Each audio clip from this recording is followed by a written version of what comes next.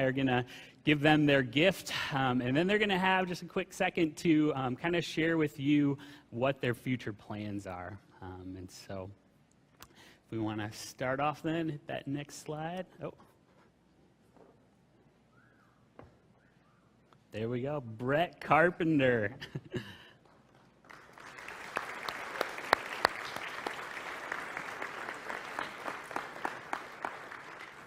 Thank you. Congratulations.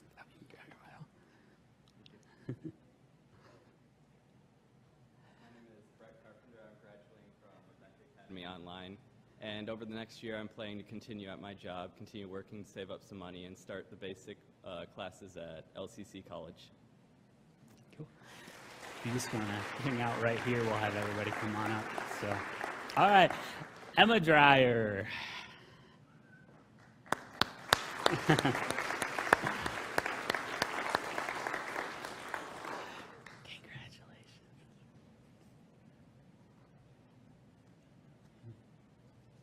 I'm graduating from Olivet High School, and I will be going to Spring Arbor University in the fall to study English and Spanish.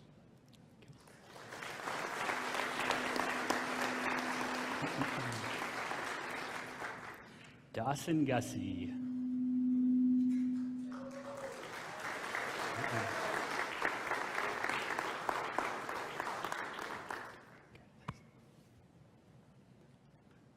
I'm Dawson Gussie. I'm graduating from Maple Valley High School, and I'll be attending Saginaw Valley State University to study business management and administration.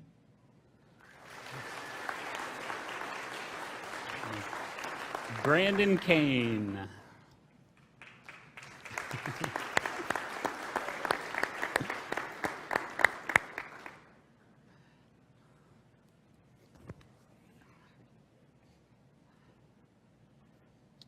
I'm Brandon Kane. I graduated from Charlotte High School, and I will be attending Lawrence Technological University to study mechanical engineering in the fall.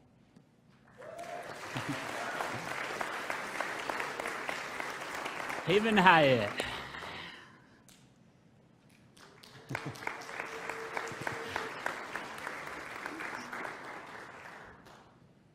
I'm Haven Hyatt. I'm graduating from Charlotte High School, and I'm going to be attending Western Michigan University in the fall to study criminal justice.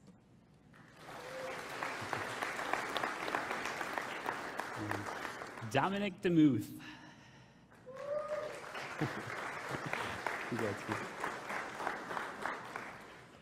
I'm Dominic DeMuth. I'm graduating from Charlotte High School, and I'm going to be attending Western for a year and then going to Harvard to study law.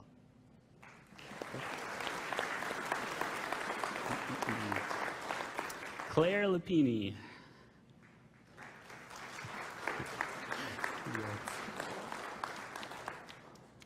I'm Claire Lupini. I'm graduating from Charlotte High School. I plan to attend Hillsdale College to study pre-med and psychology.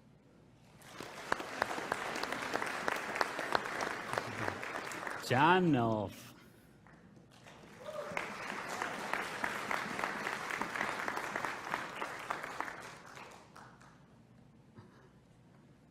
I'm John Nulf. I'm graduating from Charlotte High School, and in the fall I'll be attending LCC until I know what major I want to do, and then I'll transfer.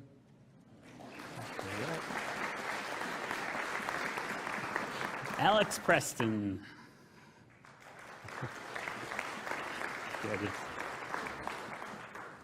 My name is Alex Preston. I graduated from Relevant Academy, and my foreseeable future resides in the United States Marine Corps. And after that, I want to study business and accounting.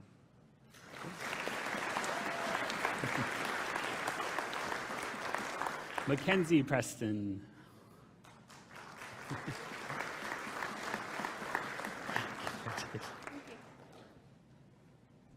Hi, I'm Mackenzie, and I will be going to LCC in the fall to study diagnostic medical sonography.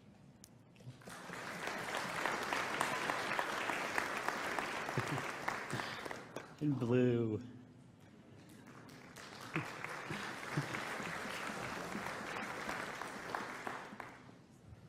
My name is Bru. I'm exchange student from Thailand. I'm graduate at Charlotte High School. I'm going back to Thailand on June 8th and study for my last year. I have planned to going to the university in Thailand, study about Bachelor of Business Administration. Thank you. Cool. All right, we're going to grab a couple pictures real quick and slide away here.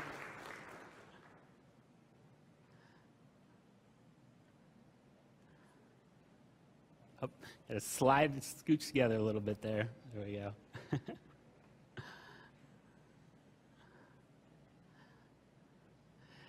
Cool. I'm going to pray real quick, and then you guys can have a seat.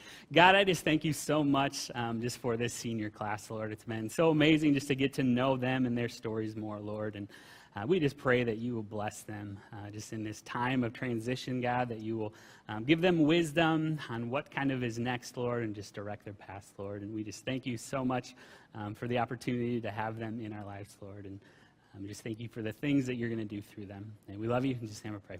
Amen. Thanks, guys.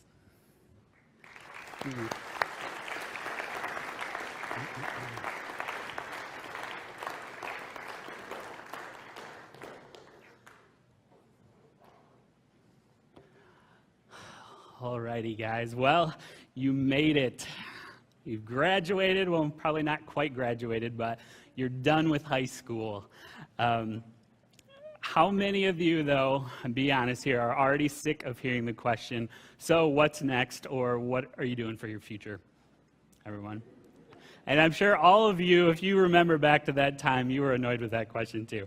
And I will say, though, I'm sure that I have asked you guys all that question, or I will shortly. It's just kind of the way things work. But oftentimes, I think it's kind of silly, though, when you think about that question, because we assume that the second that you guys are done with high school, you've got your life figured out, and that you have everything ready to go, you've got your plans. When if I think we were honest, probably people 10, 15 years older than you guys probably can't really answer that question honestly. And even some of us in this room here, if we were honest, we don't know what's going to happen tomorrow, let alone the future. But that's kind of the way that the society that we live in is. We expect you guys to have your plans figured out. And we're kind of tell you that that's the way you need to do it. When you graduate, you need to know what's next. And you guys are going to hear a ton of different voices telling you guys to kind of live one way or act one way. Some of those voices are going to be positive. Some of those voices probably kind of negative. Some of them, parents, that's probably a positive one. Family, again, probably positive. Your church, I hope we're a positive voice to you. Hollywood, that's probably a negative one. They're going to be telling you what you should do, how you should act, the way that you should live. Maybe your boyfriend and girlfriend, that could probably go either way again. Maybe your new professor, they're going to tell you how you should think, how you should kind of believe about certain topics. Maybe social media, it's the one that we're all on constantly, and that is always telling you you need this new best thing or how you should live. But I think oftentimes the one voice that if we're all honest we know we should be listening to, we don't. And that voice obviously is Jesus. And this morning we're going to kind of look at what I think Jesus is saying to those questions of what's next, what our future should be. And so if you want to open up your Bibles to John 15, we're going to be looking at John 15, and it's right in the middle of chapters 14 and 17, which many scholars kind of consider the farewell discourse of Jesus. And what that means is chapters 14 through 17 are the chapters following the Last Supper. And so it's Jesus talking with his disciples. And so we're going to pick up in verse 1. All right. I am the true vine, and my Father is the gardener. He cuts off every branch in me that bears no fruit, while every branch that does bear fruit, he prunes, so that it will be even more fruitful. You are already clean because of the word I have spoken to you. Remain in me, and I will remain in you. No branch can bear fruit by itself. It must remain in the vine. Neither can you bear fruit unless you remain in me. I am the vine, you are the branches. If a man remains in me and I in him, he will bear much fruit. Apart from me, he can do nothing. If anyone does not remain in me, he is like a branch that is thrown away and withers. Such branches are picked up, thrown into the fire, and burned. And we see right off the bat here that Jesus is calling himself the plant and that God is the gardener. And so Jesus is immediately saying that, hey, I'm a work of my Father. And I love the analogy that Jesus uses here of a gardener. Do we have any gardeners in the house that just love gardening? A few. So, well, I am by no means a seasoned gardener. You can ask my wife. She can attest to that. I don't know a whole lot about gardening at all. But when we purchased our house about 1.5 years ago, there's this rose bush in the back. And it quickly, the first time you see it really, you'll be able to tell that this rose bush is way overgrown. It just doesn't look very nice at all. There was kind of dead branches growing up through it that were kind of sucking the life out of the ones that are alive. And so we kind of quickly realized we need to trim this, we need to prune it. And so last winter, I cut it down to about 6 inches off the ground. And to the point when I remember when Laura saw it the first time, she's like, did you kill our rose bush? Like, it's not looking real great. I tried to reassure that I didn't when, honestly, I had no clue. I'd watched my mom cut a couple of her rose bushes when I was a kid, so I figured I could do it. But needless to say, though, as winter passes and the spring comes, the bush looks completely different. It's greener. It's obviously not full bloom yet, so it's still growing. It's not huge. But it's greener, it's healthier looking than it's looked the whole time that we've lived at the house. And I think that is because it was trimmed, because it needed to be pruned, because there was so many branches that were dead or doing things that weren't benefiting the rose bush itself. And I think that's often how it is with us too. Oftentimes we don't realize how much junk or extra branches that we've allowed to kind of come into our life. And we need to allow the gardener, we need to allow Jesus to cut back some of those branches. And I think sometimes, though, it may feel as though God is cutting the branches too short. But it's in those times that he's forming us into the people that he needs us to be so that we can accomplish what he wants. And so, verse 2, he cuts off every branch in me that bears no fruit. It kind of hurts, huh? It sounds, but we have branches, or what branches in our lives, though, are bearing no fruit. I'm going to get a little real here, and maybe it's the video game branches, the countless hours of Madden or Call of Duty or whatever video game you play. Maybe it's the even more countless hours on social media, on our phones, on Instagram, Snapchat, whatever it is. Or maybe it's just the times that we kind of focus on ourselves and we live as though everything revolves around ourselves and what we need and what we can get.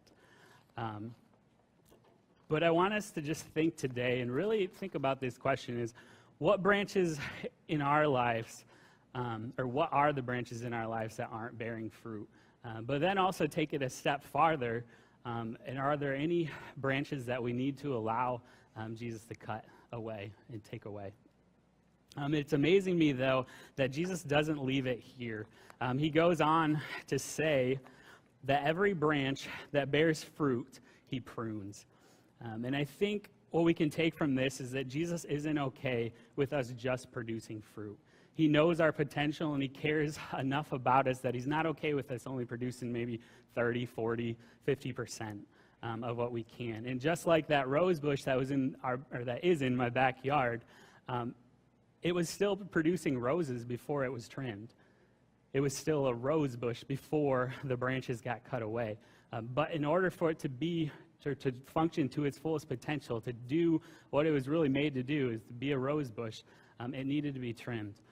And I think that's what Jesus is telling us here. And one of the big things that I think we need to understand about this pruning process, though, is what Jesus says at the end of verse 2.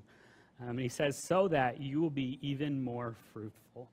And this is huge. This is why we're pruned. Sometimes I think we can kind of get caught up in our lives and just how things affect us and the perspective of kind of how we see life. And we can almost feel as though the pruning process is God just being a bully. That we can kind of rationale like, well, why do we have to go through this? Like, we don't we haven't done something to deserve this.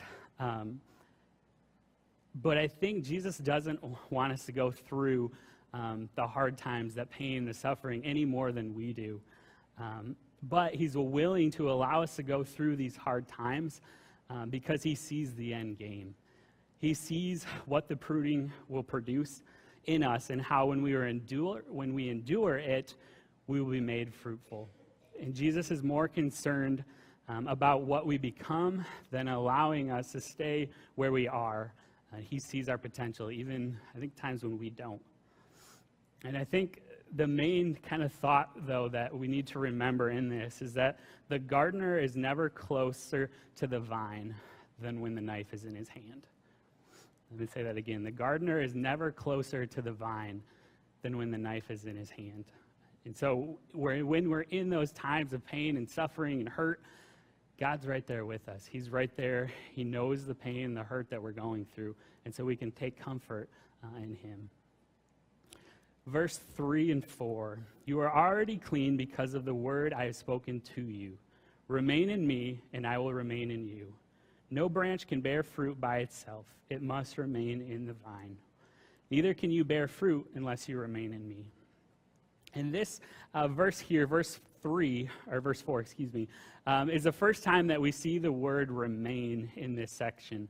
The Greek verb for the word remain is meno, and it appears 7 times in the first 8 verses of this chapter. And then if you keep going, it's actually 11 times in the first 11 verses. And so I don't claim to be a scholar by any means, but I think if we see 7 times one word in a small section of Scripture, I think the author's trying to get his point across to us. And so the Greek word meno means to stay, abide, and it's frequently rendered to remain. One thing that I think kind of gives us a glimpse of what it meant in their time is the idea of a rabbi and a student. The rabbi was the kind of position that most males, when they were done with high school, wanted that position. It was a very esteemed position. And so to get that position, though, you had to go through tons and tons of training. It was a many-year process where you would live constantly with a rabbi, and you would do everything they did, and you would take notes of how they responded, how they reacted to every little thing. And the concept of remaining is kind of what that relationship looks like for that student that was there constantly with the rabbi. And I think Jesus uses this idea of remaining to describe the relationship between him and his disciples. In relation to the vineyard analogy, if the branch doesn't remain with him, it'll die. And he is the source of life for believers. And so if you're not connected to the vine, then spiritually you will die. And so the promise Jesus gives us in verse 4 is pretty amazing to me, though. He doesn't say that, I might remain. Maybe if I got nothing better to do. No, he will remain. It says if we remain with him, he will remain in us. And so it's not a question mark there at the end of the sentence, it's a period. He goes on to say, no branch can bear fruit by itself. It must remain in the vine.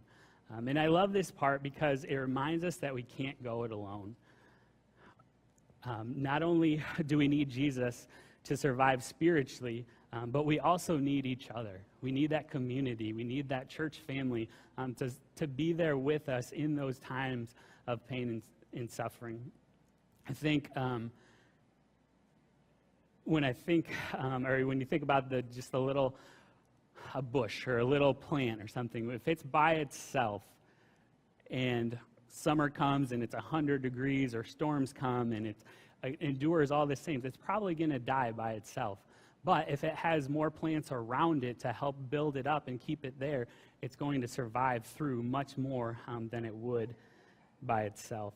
One thing that I think as you guys head off to college here, there's probably not one thing that I could encourage you more than the importance of finding a church home and finding a ministry. There's a lot of different college ministries that we can help connect you with. But college is a time that it's a very unique time. It's one of the best experiences, I think, for many people of their lives, but at the same time, it's one of the most stressful and trying experiences too. And so you really need those people around you to be able to stay with you and keep you kind of where you need to be. So verse 5, I am the vine, you are the branches. If you remain in me and I in him, he will bear much fruit. Apart from me, you can do nothing. Jesus says that I am the vine and you are the branches. But I think oftentimes we get that mixed up. And we live as though we're the vine and Jesus is the branch. But Jesus gives us that choice to remain with him. He's not going to make the choice for us. And so maybe there's times where we're like, well, we'll remain for a little bit. When things are going easy, we will. But then when things get a little rough, or maybe some other thing looks a little more attractive, then we're like, well, we're just going to go do this thing for a little bit, and then we'll come back like, Jesus, it's okay. It's not going to affect me. But then before we know it, it's went a lot farther down the road than we intended. And so it's just really important, I think, for us to really just choose or to make that choice to remain with Jesus. So Jesus has to be the source of everything we do. Just as a lamp needs electricity for it to power on, to really do what it was intended to do, we need Jesus to be that power source for us. And so when we live like this, we're also promised that God is going to be right there by our side with us along the way. And so, verse 6, if anyone does not remain in me, he is like a branch that is thrown away and withers. Such branches are picked up, thrown into the fire, and burned. Here we see Jesus just show the results of us not remaining with him. And he doesn't really hold anything back here. He gives us a pretty clear picture of what that looks like when we choose to not remain in him. And I think back to the springtime, early springtime, when we had the crazy kind of windstorms. And I remember that there was so many dead branches all over our yard after that. But you looked at those branches, and just a day or two after they had been blown off of the tree and kind of off of their life source, they were dying. The leaves were shriveling up, and they get all crunchy. And that's really the picture, I think, that Jesus is showing us here, that we've got to be connected to the vine. And so where does this kind of lead us? How does this apply to you guys as seniors? And I think the main takeaway that I really hope that we can all get today is that Jesus wants us to remain in him. I can remember when I graduated high school, I heard those same voices that you guys are going to hear of telling you what to do, how to live your life. I can remember many times being asked those same questions of what's next, what is your future? And I think the point is, though, I remember spending a ton of time asking God what I should do next. What does he want me to do? And even now, I think we all kind of ask questions similar to that. Whether it's what job should we take? Should we buy a house? Should we, I don't know, option A versus option B? And we spend a lot of times just asking those questions. And I think the answer to those questions is found just in the text that we looked at. And what I'm saying by that is Jesus wants us to remain. He wants us to abide in him. And we get so caught up in what should we do and asking all these questions. Should we do this? Should we do that? But he told us that we must remain. And so let's stop focusing on what we should do and do what Jesus already told us to do. And I think the really cool part about this, though, is when we do that, if we're abiding with the Father, if we're focusing on being led by him, then he's going to answer those questions for us. He's going to lead us to where we need to be and where he wants us to be. And so what does it look like to remain? One of the commentaries I read that I really liked said this: the urgent question then is this: how do we remain in him? What does it look like in practice? We must remain in the community that knows and loves him and celebrates him as Lord. There is no such thing as a solitary Christian. We can't go it alone. We must also remain as people of prayer and worship in our own intimate, private lives. We must make sure to be in touch, in tune with Jesus, knowing him and being known by him. So remaining with Jesus is making your relationship with Jesus a priority. It's spending that time in the Word. It's spending that time praying. It's being connected to a community like this, just that is focused on sharing the good news of the gospel. And it's growing in Jesus and not choosing to be complacent and just following Jesus when it's easy. Jesus never said that following him would be easy, but he did say that it would be worth it.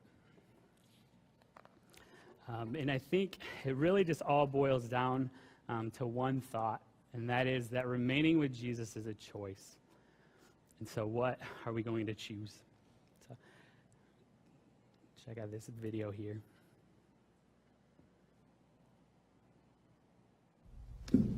Jesus, I have decided to give you this. Really? Yeah.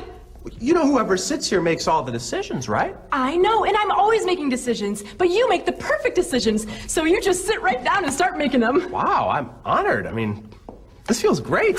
Kathleen, guess what? I just got my new credit card. It's time to go shopping. Oh, really? I thought your husband and you were going to pay off debt. Oh, yeah. I mean, money's kind of tight, but I figured he doesn't have to know about it. So do you want to go with me? No. No? Why? What I mean is, I don't know. So let me check my schedule, and then I'll get back to you. Okay, yeah, give me a call. Okay. Kat, what's going on? What do you mean? Well, I'm kind of one-cheeking it here. Look, I just want to make sure we're on the same page. You wanted me to sit here, right? Well, of course. And whoever sits here makes all the decisions? Right. So what's the problem? There's not a problem. I don't know what I was thinking. Really, please, here, sit down. As long as you're sure. I'm sure. Okay, so let's start over. Okay. All right. Kat, I noticed that you've been losing your temper a lot lately. Right. So- Okay, Jesus, you know what? I know what you're going to say, but, see, You do? you don't know the whole situation, you know? Oh, well, all I'm saying is that your attitude is a decision. Yes, of course, but I have a lot going on right now. Well, I know you're under a lot of pressure. Pressure? Jesus, you don't understand pressure, okay? This isn't working, Kat. What? We can't both sit on the seat. It's either me or it's you. Okay, I know. You know, I didn't think it was going to be this hard, but here, just take it. No, I'm not going to take it. You have to give it to me. Okay, here. Kathleen, make a choice. I can't. You just did.